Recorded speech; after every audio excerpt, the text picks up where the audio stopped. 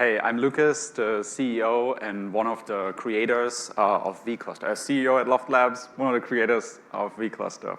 And we're actually starting with the business value here, because my talk is about, your company decided to invest in GPUs. We heard AI is super important to the ecosystem right now.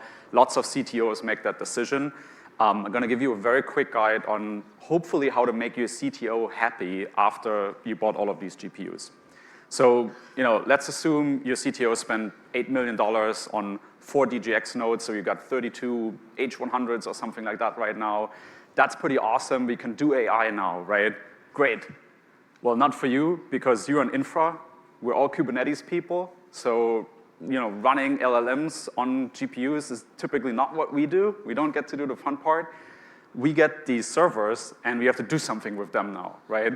So we have them in our data center now, and now what? How do we hand it out to folks? Well, here's the answer. You just, you have 4 nodes, create 2 clusters, you slap run AI on top of it, you hand it out to 2 teams, we're good. That's the talk.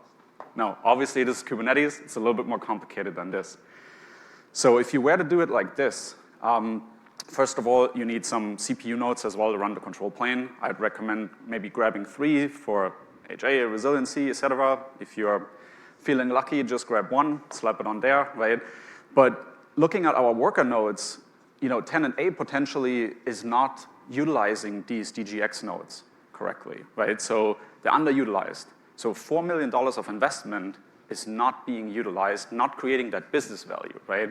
So ideally, you're not just buying, $8 million of GPUs and, we're close to Wall Street. I'm pretty sure the investments that most people make is more than $8 million right now in terms of GPUs and AI. So you really want to get the most out of this, and the value that these GPUs create is hopefully much greater, right? Let's say $40 million in value, $100 million in value, right? If you're not utilizing these GPUs and you're saying, okay, 40% of our potential is kind of taken up and running idle here, that's not great. What's also not great is, tenant 2 here is actually utilizing these GPUs pretty heavily. They could probably create value faster. They could probably create more value if they had more GPU access. But they don't, because they got 2 nodes. They're at the limit. And then what's even worse is, what about, tenants, 3, 4, and 5 here, right? You don't have anything for them. That's a big problem as well. So how about a shared cluster, right? We can just run essentially, one large run AI instance here, slap all of our CPUs in there. But that's also not ideal because you don't have any tenant isolation.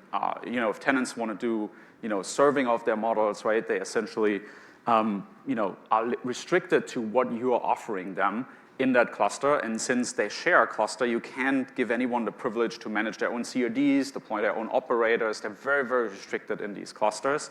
And you're essentially the bottleneck. That's a big problem as well.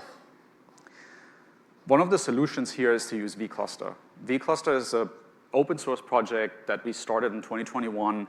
It essentially creates fully fledged Kubernetes clusters that run inside a shared Kubernetes cluster. So you have this large multi-tenant cluster, but instead of handing out access to the API server of that cluster, you launch a vCluster. And a vCluster is really just a pod that exposes a Kubernetes control plane in a pod, right, an API server. You can expose it via, ingress, load balancer, you name it.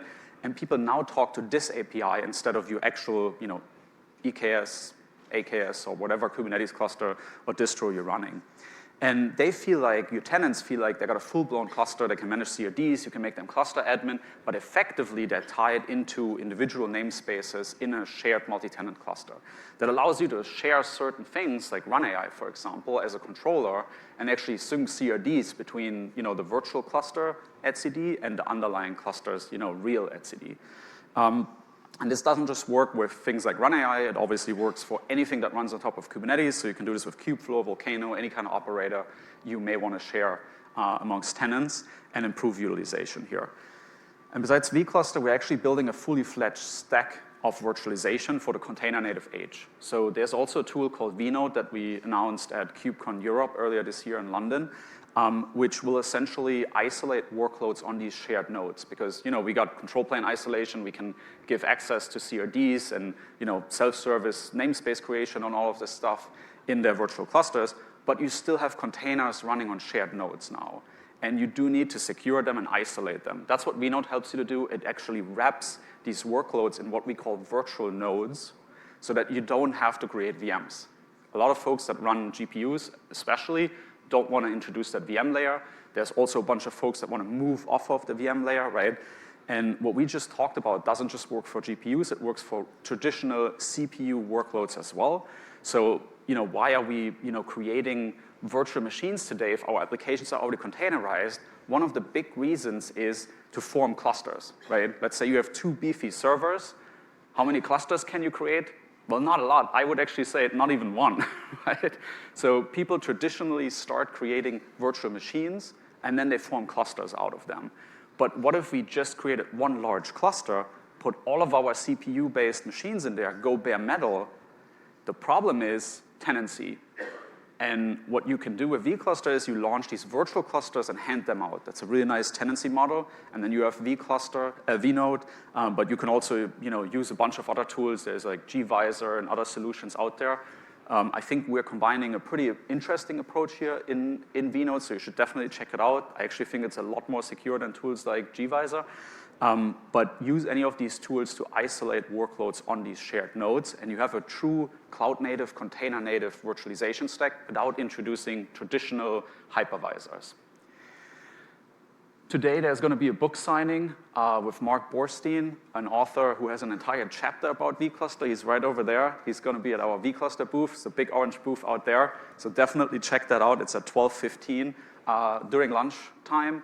Definitely come to the booth if you want to chat with us. And my colleague Scott, saw him earlier as well. I'm not sure where he is. Oh, he's right there. He's going to have a talk about moving from VMs to bare metal. So you should definitely check that out as well. And if you want to connect with me, here's my LinkedIn. There's a great slide that has everything in there. So feel free to take a photo of this one. Thank you.